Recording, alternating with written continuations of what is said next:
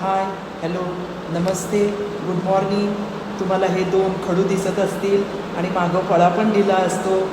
ह्या ज्युनियर कॉलेजच्या BK विषयाच्या टीचरला, इकॉनॉमिक्स विषयाच्या टीचरला ह्या खडूचा आणि ह्या डस्टरचा फार उपयोग असतो.